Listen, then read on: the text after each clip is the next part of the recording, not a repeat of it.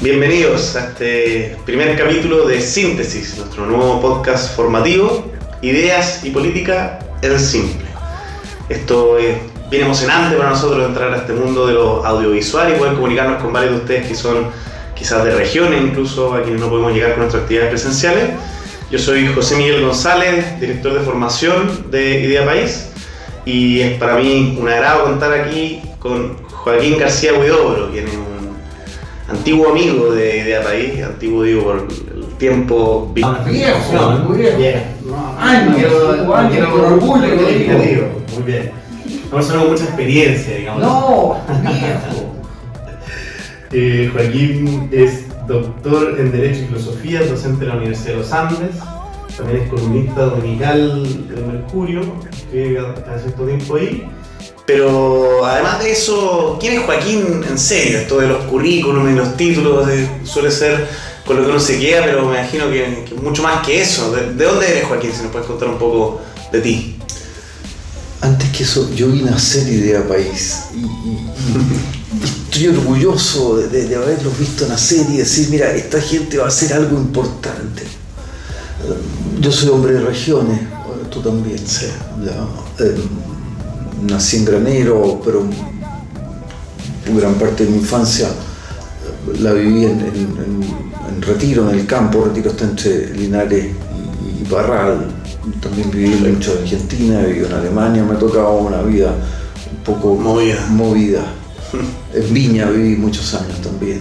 ¿Qué tal el contraste entre la vida en Retiro y alrededores y Santiago?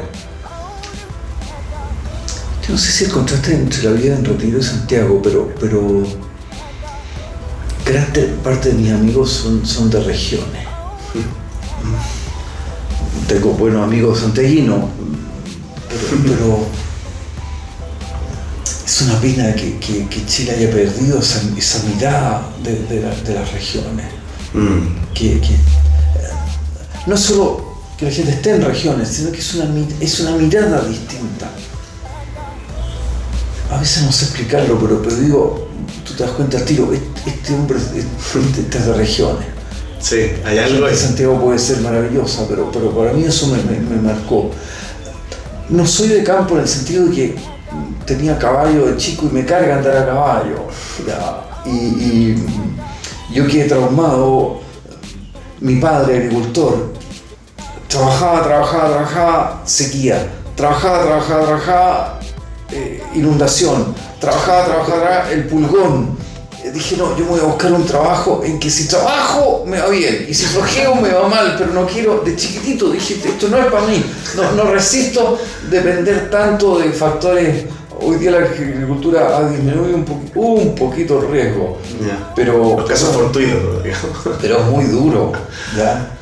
La vida académica también puede ser muy dura, pero tiene hay una relación más estrecha en que uno trabaja y los resultados que consigue. Qué buena. Y una pregunta para ver si sale algo interesante. Si tuvieras que escribir una autobiografía, ¿cómo se titularía?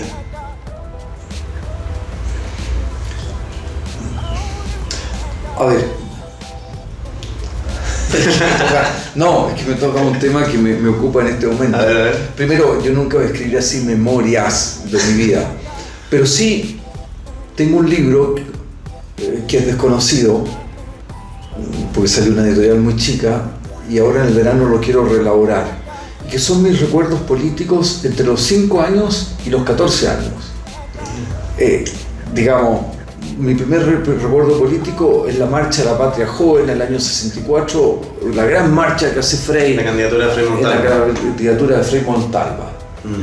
Y termina esto a los 14 años. El primer libro está por ahí en internet disponible, se llama Desde el otro exilio, porque me tocó vivir en Argentina en la época de la Unidad Popular y unos años después. Pero ahora quiero hacer una reformulación de eso, agregarle mucho más. Y si tuviera que ponerle hoy día nombre a lo que quiero hacer, a partir de ese material, pero hacer una cosa distinta, se llamaría Las flores de mi madre. Mi madre acaba de morir hace 2 años, de 2 meses. Mi madre, donde pasaba, dejaba un jardín.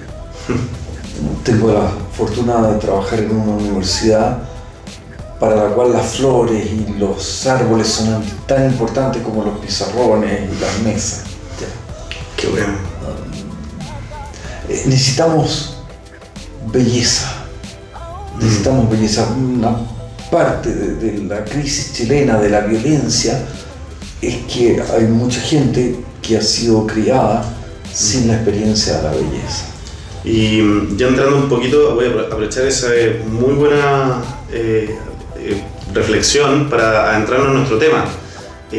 Joaquín escribió un libro el año pasado, que fue lanzado al menos el año pasado, Comunidad, la palabra que falta, que es nuestro tema en cuestión para el podcast de hoy.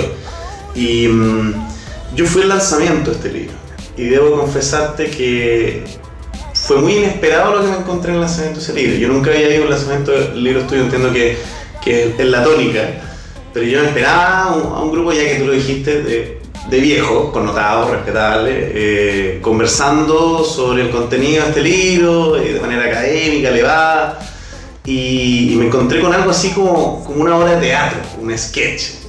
No como una obra de teatro, fue una obra de teatro, efectivamente. Entonces, todo, si alguien lo ve, me inclino con esto de la belleza. Todo lo que está ahí fue ensayado como se ensaya una obra de teatro. Perfecto. Los cuentos, las canciones. Hubo solo la última frase que pronuncia Guillermo Pérez, uno de los presentadores, eso fue lo único improvisado. Perfecto. No tenía guiones. No, fue genial. Y entonces, ¿qué tenías en tu cabeza cuando empezaste en un lanzamiento de ese estilo? Si podemos darle contenido. Mira, yo he escrito muchos libros, demasiados quizás, y la experiencia universitaria muestra que un lanzamiento de un libro suele ser una cosa muy aburrida para el amigo que va por amistad, no va por el libro, para el hermano, para el primo. Un lanzamiento, yo puedo lanzar un libro académico y solo para académicos, pero en ese caso no debo invitar a mi hermana. Pero la gente invita a la hermana, entonces, y se aburre. Y siempre he pensado así, ¿por qué no hacer del lanzamiento de un libro una experiencia en que la gente salga, que lo pase muy bien, que se entretenga? Y una parte importante de mis libros se han lanzado siempre con un espectáculo. Por ejemplo, un libro que se llama Una locura bastante razonable se lanzó en el aula magna de mi universidad, en el auditorio, ambientado como una tanguería de Buenos Aires. Esto era un piano, un viejito que tocaba un bandoneón, un amigo mío que canta muy bien tango y mi hermana que casi siempre la tengo, que es cuentacuentos. Y mi hermana contó un cuento argentino y hubo tango, etc. Y por supuesto que alguien presentó el libro, pero ese es un elemento más y brevemente, durante 10 minutos, etc. Pero que tenga algo más. No, y aparte que, como bien dices tú, está la presentación del libro, es solamente variar la estrategia, la forma de comunicarlo, la experiencia que viven los asistentes. Y alguna vez me pasó una cosa que se me ofendió a la gente, porque normalmente en los lanzamientos al final habla el autor, y esto era en Viña y hablé 2 minutos. Entonces uno que yo quería oír a Joaquín, no sé qué, lo que tenía que decir. Publicidad engañosa. Y 2 minutos porque me parecía más interesante lo que habían dicho los otros. Claro. Hay que tener cuidado ahí. Sí, hay que manejar las expectativas de la gente. A mí me dio mucha risa participar en esto, un auditorio lleno, autoridades distinguidas, tanto de la universidad como de la academia, etc. Y los terminaron haciendo cantar a todos, como canciones de tribu africana, algo así. Fue una experiencia única y creo que es muy bueno que así sea, sobre todo porque a veces somos bien pacatos, medidos, calculadores, y creo que hay amigos míos que se ponen un poco nerviosos. Claro, sobre todo creo que en Chile hay algo bien ahí. Es que en Chile nerviosillo en ese sentido. Tiene terror a hacer el ridículo, pero terror. No vaya a hacer. Tú vas a una conferencia en Argentina y lo primero que se llena es la primera fila. En Chile, Claro. tú regresas a la universidad y siempre que, oye, vengan a la primera fila, por favor. Bien, al Y fondo, lo el último otro rincón es que de te los- hagan la primera pregunta. Y a veces uno pasa vergüenza, tiene un invitado, un profesor hiper distinguido, da una conferencia, preguntas y nadie levanta la mano, por eso uno tiene que tener a un lado a alguien decir, oye, haz tú la primera pregunta. Pregunta a alguien y después pueden venir 20, pero la primera les causa terror.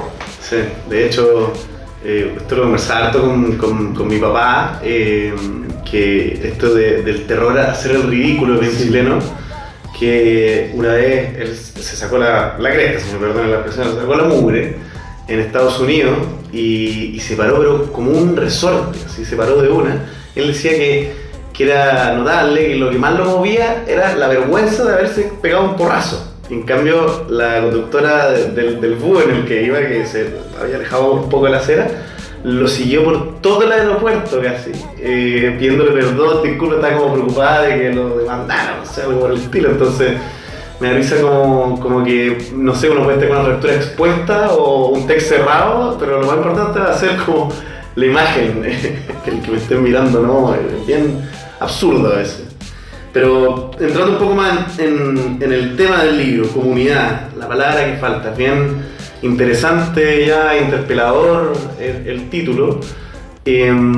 Utilizando este lanzamiento que vivimos, ¿tú qué parte del libro crees que querías transmitir con la puesta en escena misma, para ir palpándolo?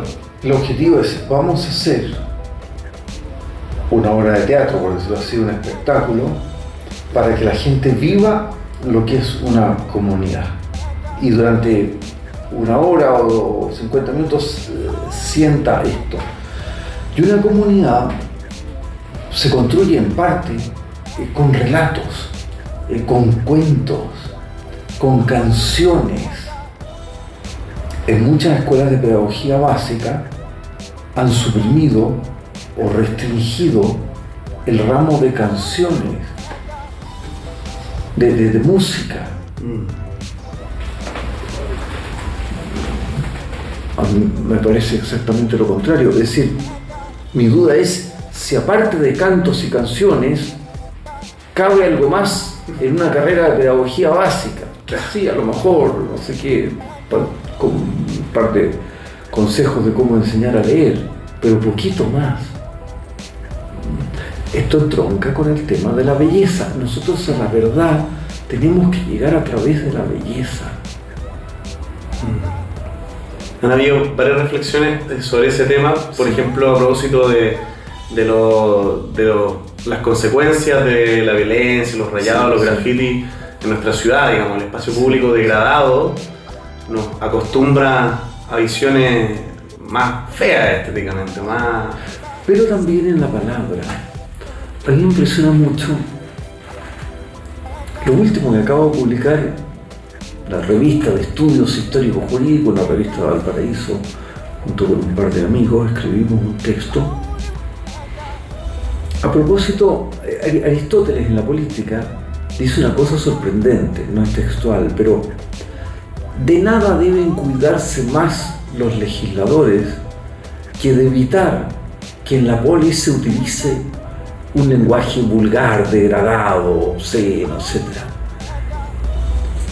Y que los jóvenes lo escuchen. Porque de las palabras torpes derivan las acciones torpes. Dice, qué raro esto que dice Aristóteles, esta conexión entre un lenguaje degradado, vulgar y las acciones. Hay un psiquiatra chileno, Otto Döder, que ha estudiado el tema. Uno lo puede buscar ahí.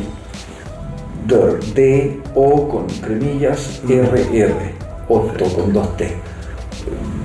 Pongan garabato o lenguaje vulgar o lo que sea, les va a parecer cosas muy interesantes, la misma línea de Aristóteles. En Chile se ha trivializado el garabato puede ser muy importante, pero en ocasiones muy señaladas, para casos muy especiales. No como la norma o regla general. Pero si yo te empiezo a tratar con garabato, o un pololo a la polola, lo siguiente es el combo. es el golpe, es la agresión. Yo no digo que una persona que no emplea garabatos nunca pueda incurrir en violencia doméstica, pero marca un cierto límite, una frontera. Y se empobrece el lenguaje. Y se empobrece el lenguaje, produce daño cerebral severo, si no se reduce un par de garabatos. Y pierde la dignidad del garabato, si el garabato tiene una dignidad, pero en situaciones muy especiales, cuándo se requiere, cómo se requiere, dónde se requiere. En su lugar, sí, de justa medida. Hay un libro de ¿cómo se llama? Un filósofo chileno que se me olvidó en este momento, Humberto Giannini, escribió un libro que era un análisis filosófico de los distintos garabatos chilenos. Interesante. Y con mucha profundidad y una cosa muy genial. Pero no me lo trivialice. Claro. Tiene que respetarse letos de cada insulto, garabato. Oye, Joaquín, volviendo a esto de la comunidad, antes de entrar o ya estamos entrando en materia, pero ¿qué tenía en tu cabeza cuando dijiste comunidad, la palabra que falta? O sea, aquí hay algo de lo que no se está hablando, que se está dejando pasar desapercibido. ¿En qué estabas pensando, si puedes contarnos un poco? Ese libro fue terminado un par de semanas después del 18 de octubre, pero fue escrito antes. En algunos casos son trabajos muy anteriores que los reelaboré. ¿Qué veía yo? Yo veía... lo que voy a decir es elemental, pero para que un sistema político, social, funcione, requiere tres pilares. El primer pilar se llama democracia representativa. El segundo pilar, economía libre, mercado, con más o menos presencia del Estado, eso hay que discutirlo. Pero hay un tercer pilar, que es la comunidad, la sociedad civil, familia, iglesia, juntas de vecinos, clubes, barrios, etc. ¿Y qué veía yo en Chile? Yo veía en Chile que se había desarrollado mucho un sistema democrático. La transición chilena a la democracia fue un ejemplo, se estudia en tesis doctorales sobre ese tema. En economía lo mismo, pero faltaba el tercer pilar. Y yo veía que esto era muy, muy peligroso lo que estaba pasando, porque hay un alemán que se llama Beckenferre, ya en otras palabras lo había dicho Tocqueville en el siglo XIX, pero Beckenferre dice: la democracia liberal, y esto vale para la economía de mercado, reposa sobre supuestos que ella no es capaz de producir, incluso que deteriora. Para que la democracia funcione, las cosas que se requieren para que la democracia funcione no se obtienen en la urna de sufragios. Cuando el presidente Boric, en una desafortunadísima expresión, lo he dicho varias veces, los problemas de la democracia se resuelven con más democracia, eso no entiende nada. Porque eso es creer que la democracia es autosuficiente. La democracia supone una serie de hábitos, de conductas, de autocontrol, etcétera, que vienen de la casa, que vienen de la iglesia, que vienen de otras partes, que vienen del barrio, del club deportivo, de la escuela. Y la economía de mercado lo mismo. Es como si un economista dijera: los problemas de la economía de mercado, los puntos ciegos de la economía de mercado se resuelven con más mercado. No, pues viejo, si el problema es que tiene puntos ciegos para que funcione bien.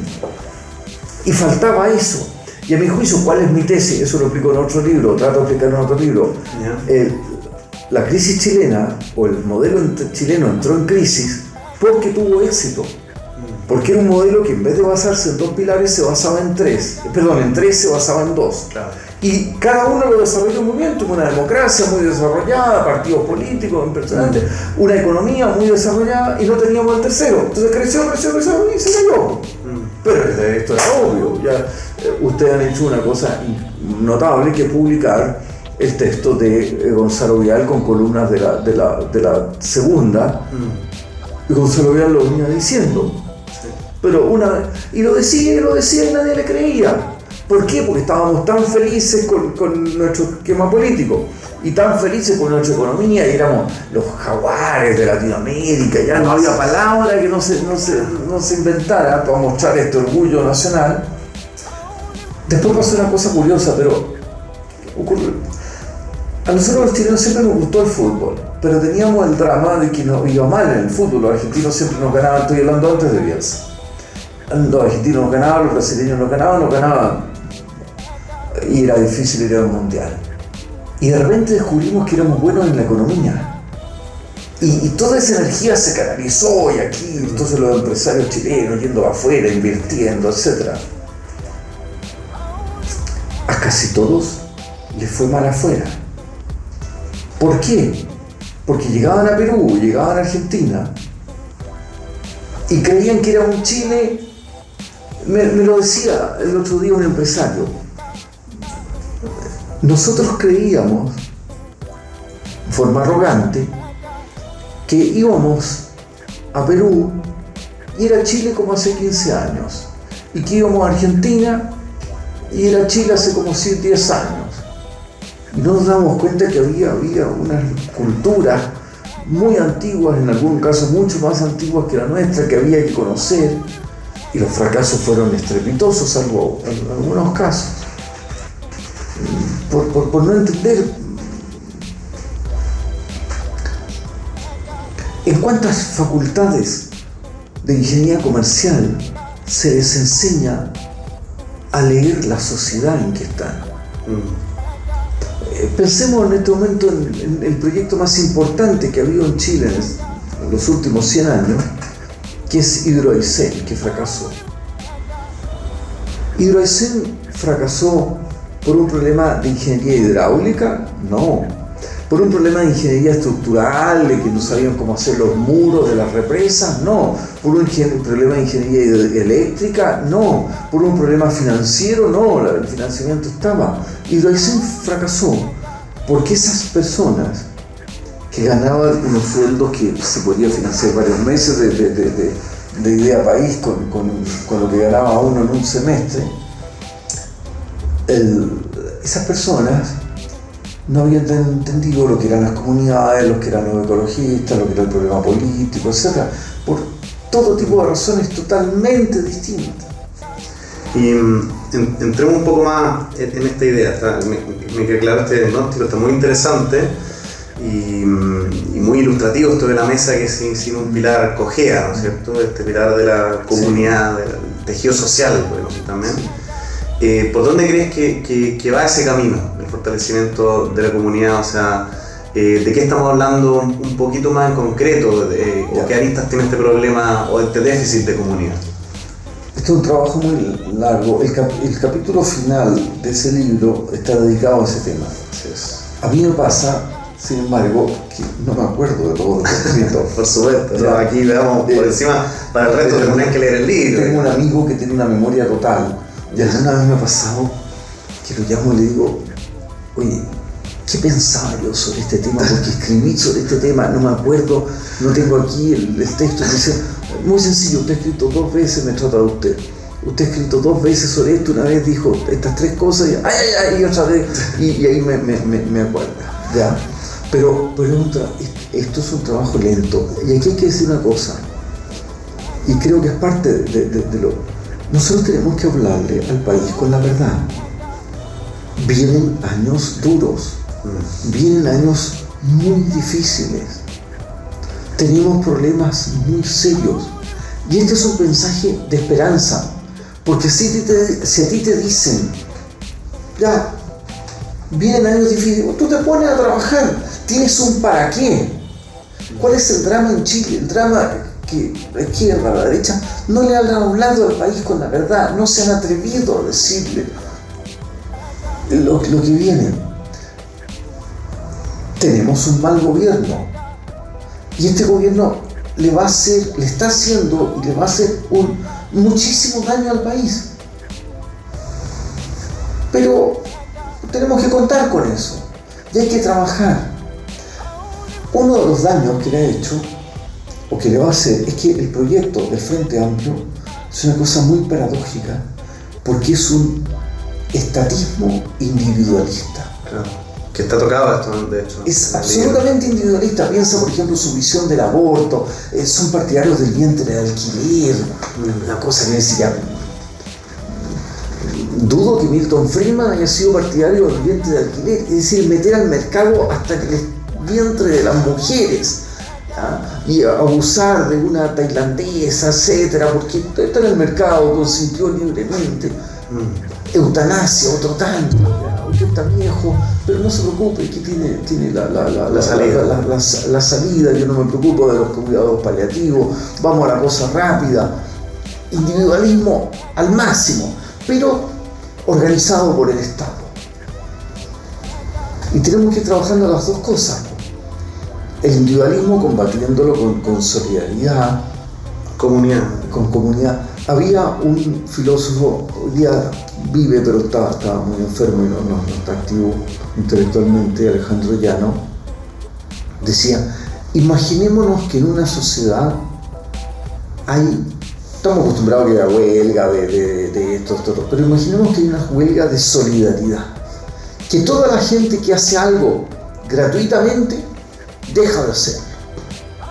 Esa madre que está dedicada a sus hijos, esa persona que está en cosas de voluntariado, que todo el mundo, ese profesor que hace mucho más que lo que tiene que hacer por reglamento, ese alumno que hace más, etc., el país muere. Entonces tenemos que ir trabajando, revitalizando las juntas de vecinos, juntémonos a leer un libro, a discutirlo, es decir, vamos restituyendo el tejido social. Eso es clave. Y creo que... Y ojo con el estatismo. El Estado no es capaz hoy día de asegurar la paz en la Araucanía y quiere hacerse cargo de 1000 cosas más, de las pensiones, de 1000 cosas, pero por favor haga lo mínimo. ¿Y cómo se defiende haciendo otras cosas? La justicia, la salud, las cosas, las colas en la salud son infinitas. No está haciendo lo básico, por favor. No sea megalómano. De todas maneras. Y creo que además, ya que nos escuchan jóvenes del colegio, universitarios, jóvenes profesionales, es mucho más asible, entre comillas, el desafío si uno lo ve como hacer comunidad dentro de los espacios en los que se desenvuelve. Uno ya está aportando, digamos, a esta gran huelga de solidaridad, digamos. Y ahí por ejemplo, me toca el tema del colegio, que es un tema que lo llevo muy en el corazón. No sé si quedan unos minutos, pero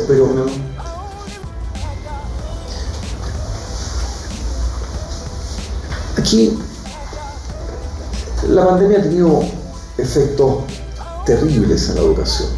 No voy a hablar aquí del colegio de profesores, que me parece que un papel nefasto, pero no solo ellos. Eso produce daño intelectual grave. Hablaba el otro día con mis alumnos de primer año, decirle, tienen buenos puntajes, no va por ahí el problema, pero decirle, sean conscientes de que ustedes han tenido un daño intelectual severo, que tiene arreglo, pero van a tener que trabajar especialmente. Y si no trabajan, por supuesto que pueden transformarse en decir, soy víctima del COVID, etc. Y reaccionar y decir, ya yo voy a empezar a tirar molotov porque soy víctima, o hacer todo tipo de huelgas porque soy víctima. Ya, esa es una actitud. Me parece irracional, pero es una actitud. Pero si usted no quiere tomar la actitud de víctima, póngase a trabajar. Y ese trabajo se llama diciembre, enero y febrero. ¿Qué voy a hacer ya? Digamos un mes de vacaciones. Pero otros 2 voy a poner, no tengo aquí la dirección, pero hay una página en la Universidad Autónoma de México, en la UNAM, que son unas clases de gramática, online, gratuitas, etc. Voy a poner a hacer eso. O voy a decir ya, a ver, hay programas en este momento en internet que son gratuitos para aprender a escribir con 10 dedos. O por lo menos escribir más rápido, tomar mejores apuntes en clase o donde sea. Es que eso supone dedicar un mes todos los días a hacer Bueno, entonces no se queje del daño intelectual severo. ¿Y qué voy a leer? Voy a leer buena literatura y viendo cómo pone los puntos, y dónde pone los puntos y comas, dónde pone las comas, cómo se construye un párrafo. Hay que invertir eso. De todas maneras, invertir tiempo, esfuerzo, sudor y lágrimas. Sí, por supuesto, pero eso es interesante, eso le da un sentido a lo que uno viene a hacer. Y tomándome del daño intelectual severo, también hay un daño de sociabilidad muy duro que tiene que ver con lo que estamos hablando. O sea, a mí también me ha tocado hacer clases, y no sé si tú lo has visto, pero se nota una mayor irritabilidad al encuentro con otros, tolerancia, o sea, las virtudes que requerimos para vivir en sociedad, quizás. Eso tendrán que resolverlo y decir ya, a ver, yo voy a tener un horario, yo no voy a ver el celular de tal hora a tal hora, para no estar controlado por eso. O yo no voy a ver estas cosas. Me voy a autosujetar a una disciplina, es un acto de libertad absoluto. Solo los seres humanos podemos imponernos leyes. Maravilloso. Y para ir cerrando,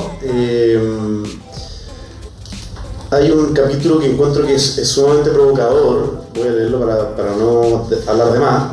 La idea, recordemos, es que compren el libro, que lean el libro. Es un poco caro, pero como a 10, 15 cuotas, no, pero vale la pena que se adentren. Y hay un capítulo que dice: la política, un pacto con el diablo, en interrogación. Entonces, aquí nos escuchan muchos jóvenes en distintos grados de entrega y de vocación, pero que tienen un cierto bichito por lo público, una vocación política. Entonces, a veces uno es contradictorio, tiene eso, pero al mismo tiempo ve que la política está en un estado de decadencia. Carlos Peña una vez decía que nosotros tenemos políticos payasescos, de performance. Entonces, y también está esto, la tentación, digamos, este pacto con el diablo. Entonces, respondamos preliminarmente esa pregunta para ir cerrando. Es una discusión con una vieja tesis de Max Weber que dice, es más complejo el tema, pero que quien entra en política sabe que está haciendo un pacto con el diablo. Eso es falso. Eso es absolutamente falso y ha hecho un enorme daño. Entrar en política, si entrar en política es hacer un pacto con el diablo, entrar a la universidad es hacer un pacto con el diablo, entrar al comercio es hacer un pacto con el diablo. Falso. Hay gente que hace pactos con el diablo en la política, pero también en la universidad o en la iglesia o donde sea. En todas partes uno puede hacer pactos con el diablo. Yo creo que va a haber un infierno especial para los que tenían una vocación pública, y por susto, no, es que esto es corrupto, etcétera, no me voy a meter ahí y me voy a... Palabra de los talentos, yo te di talentos políticos, le dirán, ¿y qué hiciste con eso? Esto es muy importante. Por supuesto que eso exige formación. Lanzarse a la política sin tener la precaución de decir, ya yo me vinculo a Idea País o a lo que sea, y voy a tener buena formación. Hay que tomar ciertas precauciones, pero también en el mundo de los negocios hay que tomar ciertas precauciones para no transformarse en un bandido. Y en la academia también hay que tomar precauciones para no transformarse en un pavo real. En toda la vida hay que tomar precauciones, pero hay que correr riesgo. De todas maneras. Y vamos cerrando entonces esta conversación que ha tenido un poco de todo. Por supuesto que estos temas hay que profundizarlo. Aquí alcanzamos a ver por encima temas interesantísimos que dan para una conversación entera, ¿no es cierto?, cada uno. Entonces el llamado es a que se acerquen a estos medios que estamos disponiendo para ustedes para poder profundizar en estas convicciones. Muy importante esa reflexión de que este mar turbulento requiere de una brújula, ¿no es cierto? Esa brújula son estas convicciones, visión de persona y sociedad, podemos decir que uno lo puede guiar en el día a día, y eso se construye con rigor, ¿no es cierto? Sobre todo pienso en este daño que ha hecho la pandemia, también el desastre educacional. Va a requerir de esfuerzos adicionales de todos los agentes que corresponden. A cada uno le cabrá el poncho, ¿no es cierto? ¿Qué mensaje te queda ahí para entregar, Joaquín, a los jóvenes que nos escuchan? Si tuvieras algo que dejar resonando, digamos. A mí no me gusta dar mensajes, pero una idea. Hoy día se habla mucho de diversidad en determinados contextos y todo como que se sexualiza. Y decir, no tener miedo a ser distinto, no tener miedo a dedicar la vida a servir a los demás. Es que nadie lo hace, yo lo voy a hacer. No tener miedo a que en enero nadie está estudiando gramática o nadie está aprendiendo a escribir con 10 dedos o nadie está viniendo a un curso de idea país y yo lo hago. Porque yo no quiero ser masa. Porque necesito servir a mi país. Mira, a mi juicio, esto es muy sencillo. En la vida uno tiene dos posibilidades. O tiene problemas propios o tiene problemas ajenos. Problemas va a tener de todas maneras.